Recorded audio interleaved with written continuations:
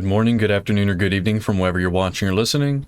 My name is Caleb Glick. I'm a lawyer here in the great state of Texas with the Calhoun School of Law to bring you a lot of information plenty of bad folks would rather you not have. And today, ladies and gentlemen, we'll be making another installation into our Anti-Federalist Papers series going on number 27. So if you haven't gone back and watched 1 through 26, I would highly encourage you to do so, because understanding the Anti-Federalist Papers in addition to the Federalist Papers will provide you a very advantageous, beneficial, well-rounded understanding of the U.S. Constitution. And understanding the U.S. Constitution is absolutely necessary if you intend to combat any sort of lawfare waged against you, your loved ones, or your hard-earned property. So let's go ahead and jump on over to the Anti-Federalist Papers. There are multiple institutions from which you can get a paper and digital copy of the Anti-Federalist Papers. Go ahead and get both, just in case you can't access one or the other for whatever infinite number of reasons. While you're at it, if you haven't already, go ahead and get a copy of the Federalist Papers so you can join us in comparing and contrasting the arguments for and against ratifying the U.S. Constitution. Excellent. So number 27 is titled The Use of Coercion by the New Government, Part 2. However, it's not continued by the same gentleman. The last one was signed by a farmer and planter. This one is signed by Mr. John Humbles. Following Peace, or John Humbles' Following Peace, was published in the Independent Gazetteer, October 29th, 1787. He says this: The humble address of a lowborn of the United States of America to their fellow slaves scattered throughout the world, greeting. Whereas it hath been represented unto us that a most dreadful disease hath for these 5 years last past infected, preyed upon, and almost ruined the government and people of this our country, and of this malady we ourselves have had perfect demonstration, not mentally, but bodily, through every one of the 5 senses.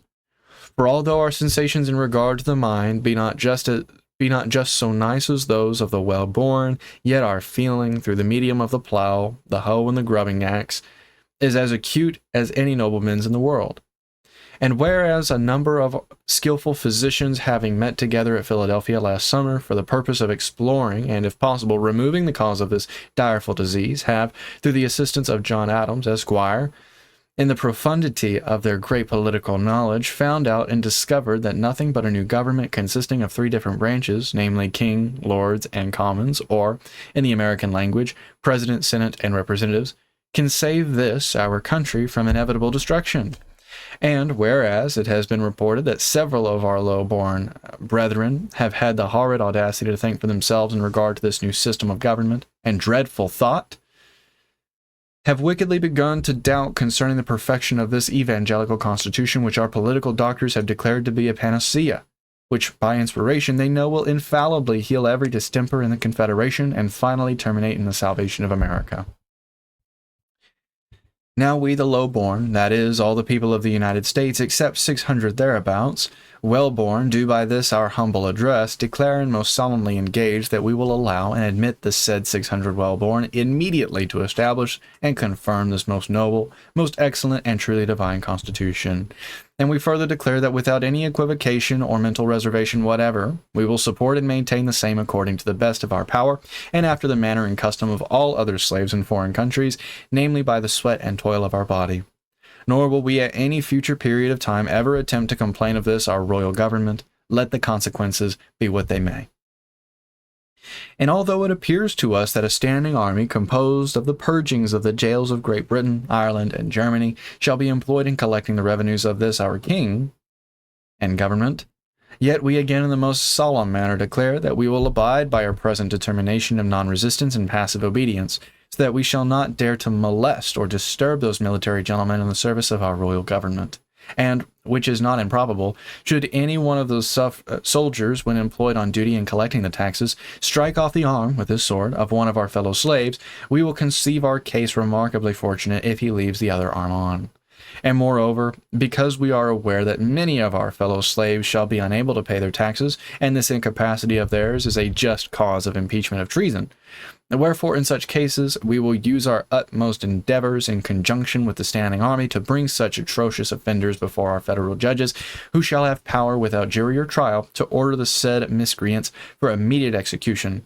Nor will we think their sentence severe unless after being hanged they are also to be both beheaded and quartered.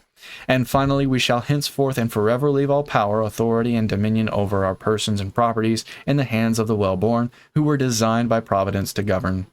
And in regard to the liberty of the press, we renounce all claim to it forevermore. Amen. And we shall in future be perfectly contented if our tongues be left us to lick the feet of our well-born masters. Done on behalf of 3 millions of low-born American slaves. John Humble, the Secretary. Excellent. So if you have any questions about what Mr. John Humble was saying, if you couldn't tell by the tone of the writing, it was satire. He was doing what an earlier Anti-Federalist was doing, using the same tactic, using some very, very brutally imaged satire. But if you have any questions about what he was saying in number 27, if you have any questions about what was said in the preceding papers, or maybe there's a legal topic you'd like me to cover in a future lecture, go ahead and post those down in the comments, because the entire purpose of the Calhoun School of Law is to provide you with the necessary skills and information to combat any sort of lawfare that will be waged against you, your loved ones, or your hard-earned property. So please, if you have any questions at all, post them down in the comments.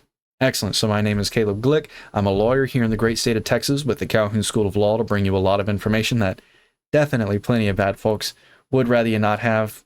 One of the most poignant papers of the Anti-Federalist Papers. I hope you enjoyed this lecture, and if not, while you're down in the comments, go ahead and let me know how I can do better so I can best serve that purpose of helping you. I hope you'll have a wonderful day, and I'm not sure what the topic for the next lecture is going to be.